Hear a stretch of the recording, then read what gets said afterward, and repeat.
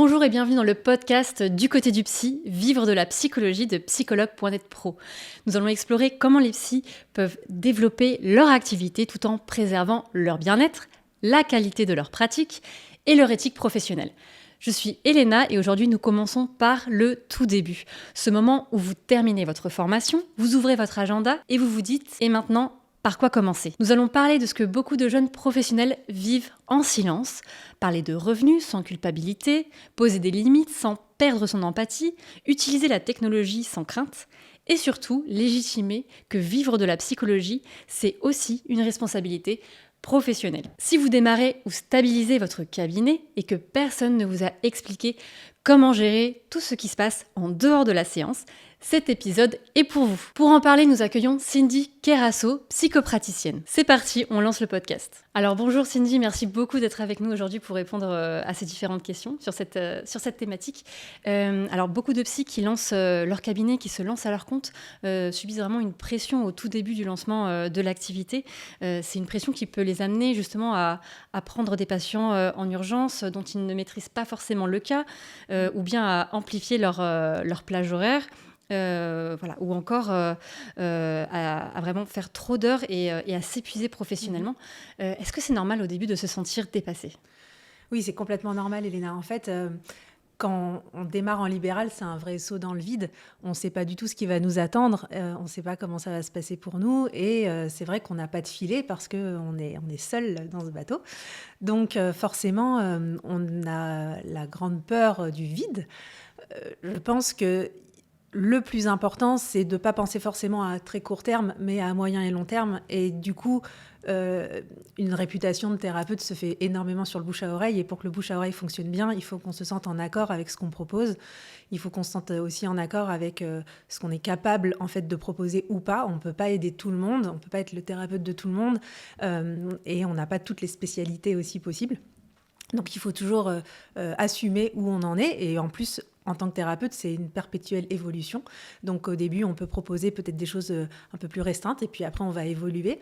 Donc il faut commencer plus modestement, c'est-à-dire aussi ne pas avoir peur de ne pas avoir des journées totalement remplies parce que les premiers temps, je me souviens qu'en termes de fatigue émotionnelle, on s'investit beaucoup, on se questionne beaucoup, on est dans l'écoute active et en même temps, on a aussi une petite longueur d'avance pour être sûr de maintenir toujours le lien. Ça demande beaucoup, beaucoup d'énergie et donc si on enchaîne comme ça, on est complètement vidé et je pense qu'on ne peut pas donner la même qualité d'une séance à une autre si on a autant de patients. Donc de toute façon, il ne faut pas avoir peur d'avoir forcément une grande patientèle dès le début et de manquer. Je pense qu'il faut surtout se recentrer. Qu'est-ce que je suis capable de donner ? Qu'est-ce que je veux donner aussi comme image de thérapeute par rapport à ma personnalité ? Et puis, de penser à être le thérapeute qu'on aurait aimé recevoir, en fait, nous, en tant que patients, et de se conforter sur le fait qu'on est bien en accord avec ses valeurs. Voilà, déjà. Et puis après, les choses se font petit à petit. Alors oui, tout à fait. Et il y a aussi même cette pression aussi d'efficacité immédiate que l'on veut apporter aux patients. Voilà, on veut lui apporter parfois des solutions tout de suite pour être sûr d'avoir un peu un gage d'efficacité. Comment est-ce que les psys peuvent aussi lâcher un petit peu la pression de ce côté-là ? Alors oui, on aimerait tout de suite servir sur un plateau tous les outils, toutes les solutions et que le patient sorte tout de suite ravi. En fait, il faut déjà expliquer aux patients ce qu'est une thérapie, c'est un vrai engagement. Et de toute façon, les choses prennent du temps pour que ça se maintienne dans le temps, justement. C'est un peu comme, je pense, à un régime. Quelqu'un qui va se restreindre à fond, il va peut-être atteindre son objectif dans 3 mois, et puis ça va tenir quelques jours et il va reprendre. Bon, là, c'est un peu pareil. L'idée, je pense que c'est d'intégrer des informations, d'aller au rythme du patient, et puis au fur et à mesure, il avance et du coup, ça va tenir dans le temps et il sera heureux jusqu'au bout et que ça ne va pas s'estomper aussi rapidement. En fait, si le thérapeute a peur de ce que pense son patient en face parce qu'il se dit il trouve que je ne suis peut-être pas assez pertinent, et voilà, à la rigueur, moi, je trouve qu'il faut toujours mieux s'y confronter. Et donc, dans ce cas-là, de dire aux patients, qu'est-ce que vous attendez de votre thérapie ? Déjà, voilà. Comment vous voyez, vous, la thérapie ? Vous imaginez ça comment ? Et comme ça, on en parle, en fait. Ou le patient en face a vraiment besoin d'un thérapeute très actif qui propose une grande palette d'outils et peut-être qu'on n'est pas ce bon thérapeute et dans ce cas-là, on arrête. Ou le patient, du coup, il exprime un peu ses besoins et puis on exprime, moi, comment je fonctionne, voilà, en fait, ce qu'est la thérapie, et voilà. Et le plus important, de toute façon, c'est l'alliance thérapeutique. C'est de sentir qu'on est en confiance et que le patient peut se livrer. De toute façon, c'est une grande partie de la thérapie, c'est de sentir qu'on est dans cette écoute active et que le patient peut déverser, peut décharger. Donc, je pense qu'il faut déjà en parler. C'est le plus important. Et puis, de toute façon, c'est vrai que la thérapie, en fait, c'est un process. Donc, il faut accepter qu'il y a des séances un petit peu plus vides que d'autres. On aimerait que chaque séance soit très, très pertinente. Ce qui est souvent amusant et qu'on constate avec le temps quand on suit quelqu'un sur des années, c'est qu'à un moment, on a dit quelque chose peut-être à la première ou deuxième séance et 1 an après, la personne va dire « Ah, je viens de comprendre cette phrase ». Et on dit « Bah oui, je vous l'ai dit dès le début ». Le patient s'en souvient. Le patient, en fait, il l'a compris maintenant et il ne pouvait pas l'intégrer avant, c'était trop tôt. Donc, de toute façon, si on donne trop d'infos, il ne peut pas tout recevoir et il n'est pas prêt. En fait, on le suit. Donc, on va à son rythme. Et il faut accepter que ce rythme peut prendre du temps et il y a certaines étapes qui peuvent être longues. Alors oui, tout à fait. Et il y a aussi cette peur au tout début quand on lance une activité, la peur et l'angoisse que l'agenda soit vide et le reste longtemps. Comment est-ce qu'on gère l'angoisse et la peur vraiment quand on se lance ? Alors on dit qu'il y a toujours une envie derrière une peur. Donc si on a très peur, c'est qu'on a très envie d'y arriver, qu'on a très envie d'aider les gens, que ça nous tient à cœur et qu'on a sûrement fait le bon choix d'être thérapeute. Ça, c'est très positif. Donc ça, c'est très positif. Et puis après c'est vrai que c'est comme tout, c'est-à-dire que les choses s'installent avec le temps et c'est pour ça qu'il faut toujours revenir à qu'est-ce que moi j'ai envie de montrer de moi en tant que professionnelle et de rester toujours très fidèle à ça parce que c'est ça qui va amener une patientèle qui nous correspond déjà et avec le bouche à oreille qui va faire qu'on dure parce que d'avoir du monde tout de suite c'est une chose mais il faut que ça dure dans le temps et c'est vraiment le bouche à oreille qui marche. Entre-temps, la supervision est très intéressante parce que d'avoir son propre thérapeute en tant que thérapeute, ça nous permet aussi à chaque fois de faire des mises à jour, comment on va, où est-ce qu'on en est, travailler nos peurs, comme on fait avec nos patients. Et donc ça, c'est vraiment pas négligeable. Et puis d'entretenir aussi son réseau avec les gens avec qui on a étudié. On peut évidemment se faire recommander en disant n'hésite pas, surtout sur telle ou telle thématique qui sont mes points forts en début, parce qu'on a toujours des affinités de thématiques en fait, où on sent qu'on a plus de facilité potentiellement, et donc du coup ne pas hésiter à demander ça à nos confrères, nos consoeurs avec qui on a pu étudier, se former. Voilà, et puis après, aujourd'hui, c'est vrai que les réseaux sociaux, c'est quand même quelque chose qui met en lumière. Donc, pareil, de toujours montrer l'image qu'on a envie d'assumer, qu'on est, et puis d'en être fier. Et c'est vrai que c'est comme dans tout, mais il y a toujours un début. Et en fait, le début, ce sont vraiment des étapes, mais qui nous permettent aussi de nous ancrer en tant que thérapeute. Donc, on peut avoir une vision d'autres personnes qui sont accomplies depuis longtemps et de rêver de ça et de se dire on n'arrivera jamais forcément à ce niveau-là. Si, on y arrive, mais ces personnes-là ont aussi démarré et ces personnes-là n'ont pas démarré avec un agenda qui était aussi complet et qui devait même refuser une patientèle. Mais c'est vraiment avec le temps. C'est pour ça que je pense que de rester fidèle à qui on est, à ce qu'on a envie de proposer, de savoir se remettre en question quand c'est nécessaire, parce qu'on se remet beaucoup en question.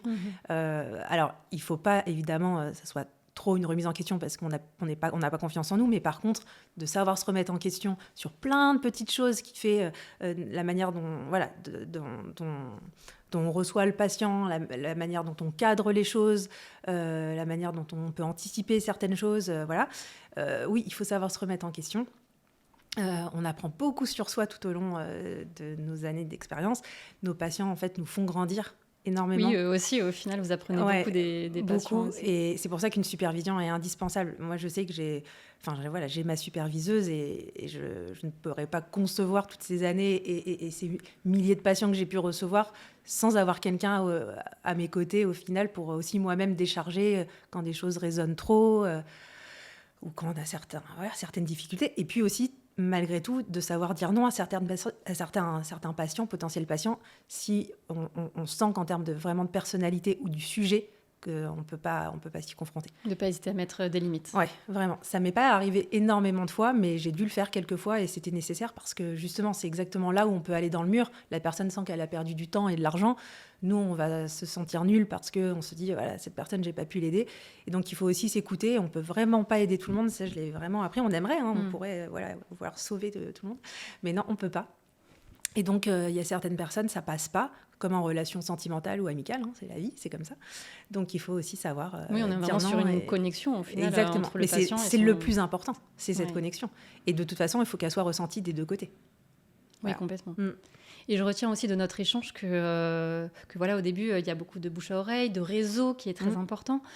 Sur le bouche à oreille, par exemple, est-ce que c'est intéressant quand on se lance, justement, de ne pas hésiter à demander des avis à ses patients et de leur demander de mettre ses avis sur les plateformes sur lesquelles on est présent ou sur son site, justement pour... Ça, c'est important et c'est vrai que si les gens ne le font pas spontanément, il faut oser demander parce que ça donne une vraie crédibilité. Les gens sont sincères, ils ne sont pas là pour faire un cadeau. Enfin, ils sont là à la base parce qu'ils ont une souffrance. Donc, s'ils voient leur évolution, ils seront ravis de pouvoir en parler, de l'exprimer et de voir à travers ça qu'eux-mêmes ont évolué. Mais oui, c'est effectivement très, très important. Et puis, c'est aussi important pour les patients suivants parce que c'est un exercice quand même qui est très compliqué de se mettre à nu face à quelqu'un qu'on ne connaît pas, de parler de ses faiblesses. Pour les hommes, on sait qu'il y a l'ego qui peut venir aussi jouer, donc c'est dur de montrer ses fragilités, de pleurer face à quelqu'un. Pour les femmes aussi, de toute façon, c'est pas évident de savoir que très vite on va rentrer dans l'intimité. Donc de savoir que c'est une personne qui est capable de recevoir ça et qui a déjà fait ses preuves, ça aide. Donc effectivement, au début, quand on n'a pas eu beaucoup de patientèle, ne pas hésiter, dès qu'on a un petit peu avancé dans la thérapie avec quelqu'un, de demander évidemment un avis. Pour instaurer la confiance chez les futurs patients. Mm. Et pour les psys qui nous regardent, ceux qui viennent de se lancer ou ceux qui souhaitent pérenniser leur activité, ils sont entre peur et excitation de ce lancement d'activité. Par quoi doivent-ils commencer pour vraiment partir sur des bases solides pour avoir une activité durable ? Vraiment, pour ma part, le plus important, c'est le cadre. Le cadre qu'il faut déjà connaître soi pour l'assumer envers nos patients.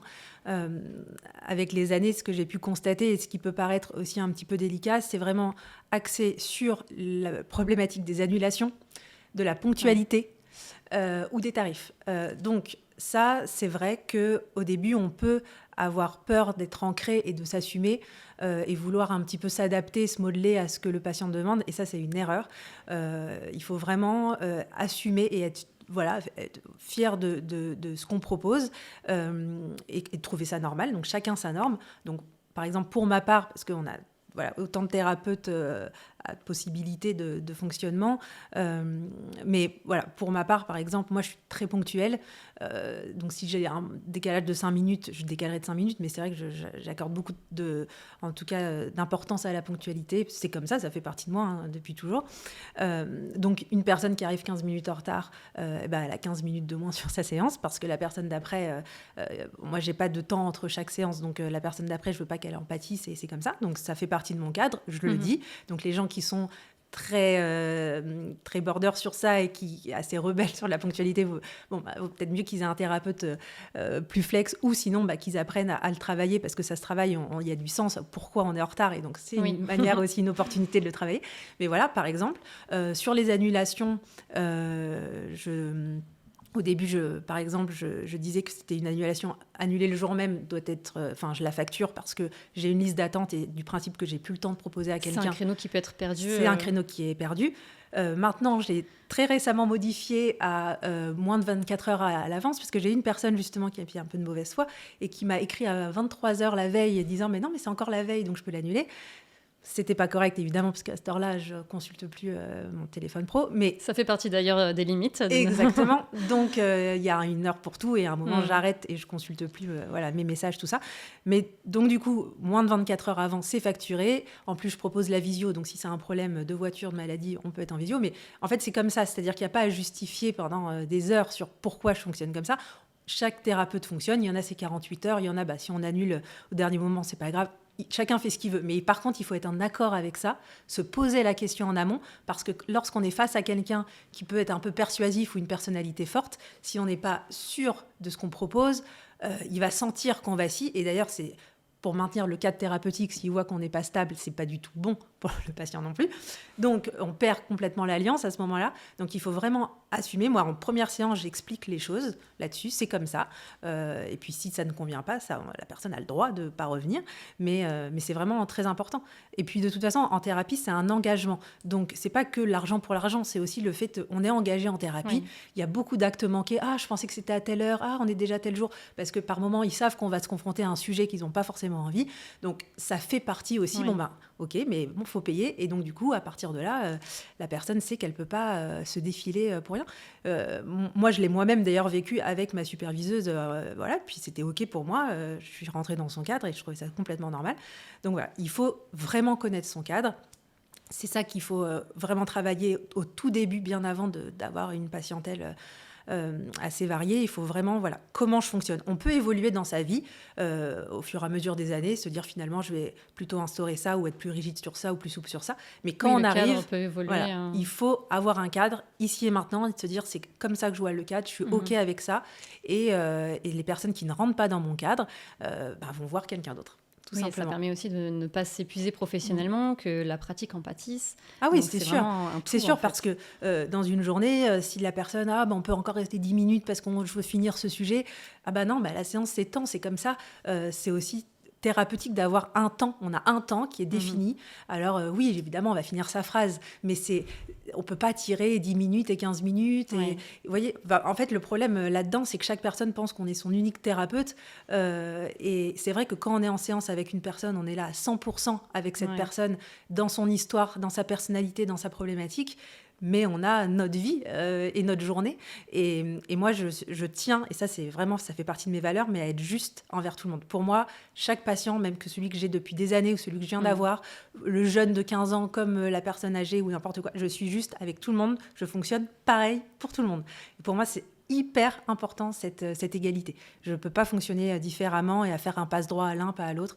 Donc, voilà, avec moi, tout le monde est servi exactement de la même manière. Et on respecte le cadre. Exactement. Effectivement.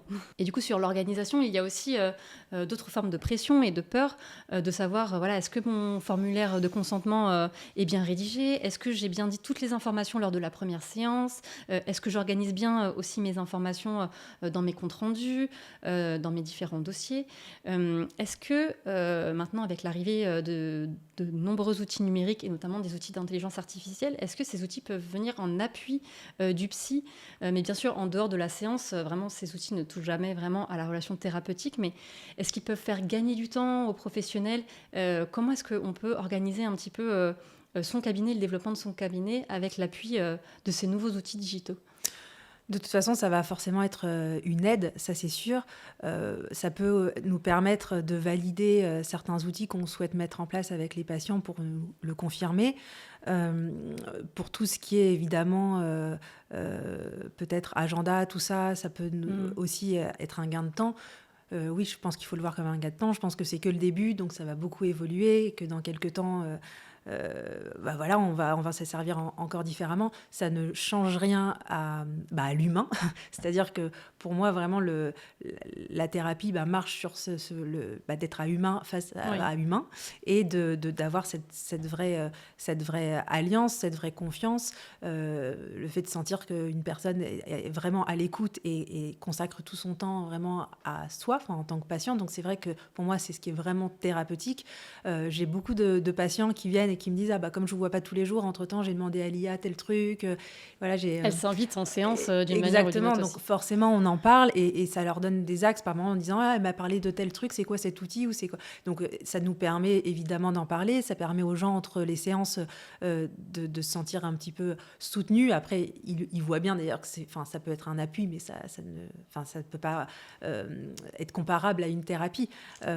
Mais effectivement, de toute façon, ça fait partie maintenant de nos vies, on doit l'intégrer.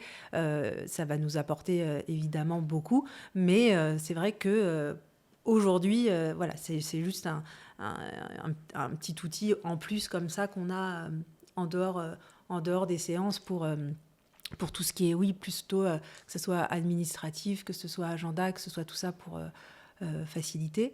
Mais ça va faire qu'évoluer, de toute façon. Oui, là, c'est en vrai en pleine explosion parce que effectivement, le développement de ces outils se fait en partenariat avec des psys pour créer des outils vraiment dédiés aux psys.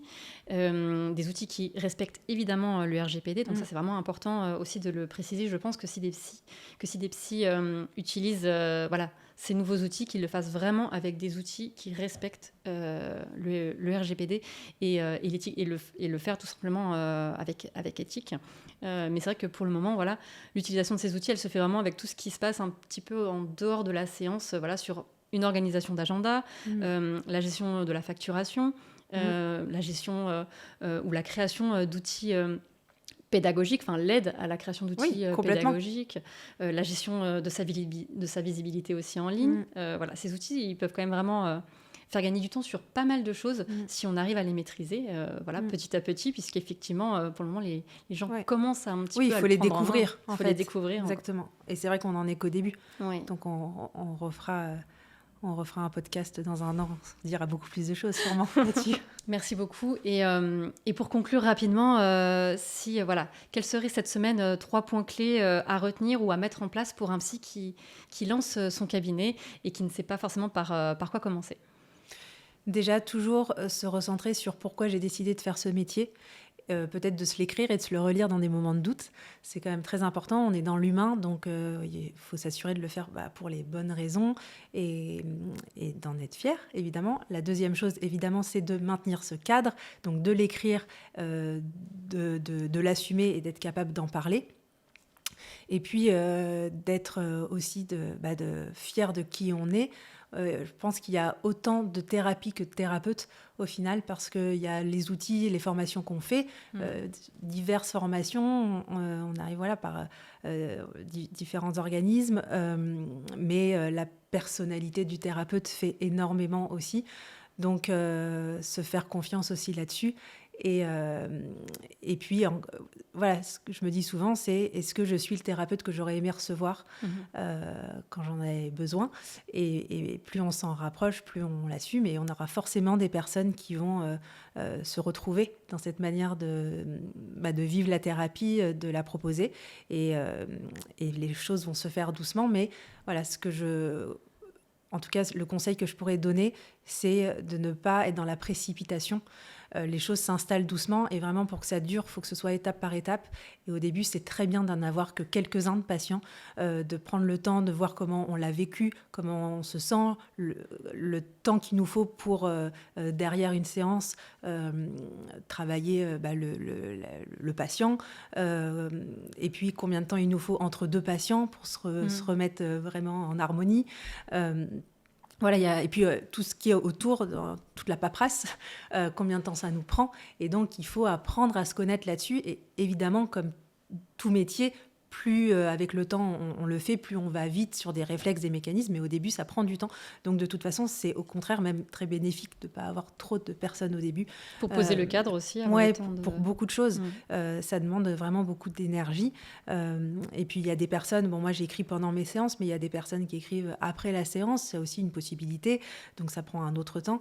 Et puis, voilà, au début, je pense que d'avoir un vrai temps entre chaque personne, c'est aussi nécessaire, qu'on peut restreindre ou carrément supprimer avec le temps, mais c'est comme tout. Il faut s'exercer et on se jette à l'eau. Donc, c'est normal d'avoir des moments de doute. Et donc, la dernière chose, une supervision est très importante, d'avoir une personne comme ça pour nous, justement, pour qu'on parle de nos peurs, nos inquiétudes, tel sujet, pourquoi on n'est pas resté centré par moment.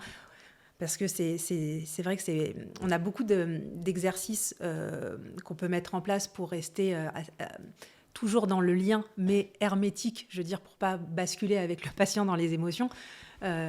Tenir la posture. Exactement, tenir cette fameuse posture. Au tout début, j'ai vraiment le souvenir de me concentrer à fond sur certains exercices pour pas pleurer, parce qu'il y avait des choses qui me touchaient. En plus, on me l'avait dit, mais je l'ai vécu très souvent. C'est vraiment les lois de l'attraction, mais très souvent, on attire des personnes qui viennent traiter un sujet qui est le nôtre en perso au même moment. Et ça, c'est assez incroyable, mais c'est là aussi, il faut vraiment qu'avec les années, c'est de plus en plus facile de faire abstraction et de cloisonner, mais au début, ça ne l'est pas forcément. Et donc, au contraire, d'avoir pas beaucoup de monde, ça aide à se recentrer assez fréquemment et d'être toujours... aussi, et cette supervision, oui. effectivement. Donc voilà, vraiment étape par étape, et les choses se font, mais le plus important, c'est de durer dans le temps, et quand on démarre, on sait qu'on en a pour des dizaines d'années, donc avec des milliers de personnes, de personnalités, de sujets, donc il faut vraiment voir le grand, et du coup loin, et pas tout de suite, il me faut ça, il faut vraiment penser à toute une carrière en fait. Merci beaucoup Cindy d'avoir été avec nous aujourd'hui, d'avoir répondu à nos questions qui vont beaucoup aider les psys qui se lancent et qui vont pérenniser leur cabinet avec tous ces conseils. Eh ben, tant mieux, j'espère que ça peut les aider, et en tout cas qu'ils aient confiance, c'est un magnifique métier. Merci beaucoup. Je retiens de cette idée de notre échange avec Cindy, un cabinet stable commence le jour où vous décidez de comment vous voulez travailler. Cette saison, nous allons continuer à aborder ces questions que personne n'a sans doute abordées avec vous ou ne vous a expliquées durant votre formation. Fixer ses prix, ses limites, bien gérer son temps, utiliser les technologies avec éthique pour aider son activité à se développer. Si vous débutez, souvenez-vous d'une chose importante. Vous n'avez pas besoin d'être parfait pour commencer, mais vous avez besoin d'une structure et d'un cadre pour soutenir votre activité. Nous en reparlerons dans le prochain épisode du podcast Vivre de la psychologie de Psychologue.net Pro. Merci beaucoup d'avoir été avec nous et à bientôt.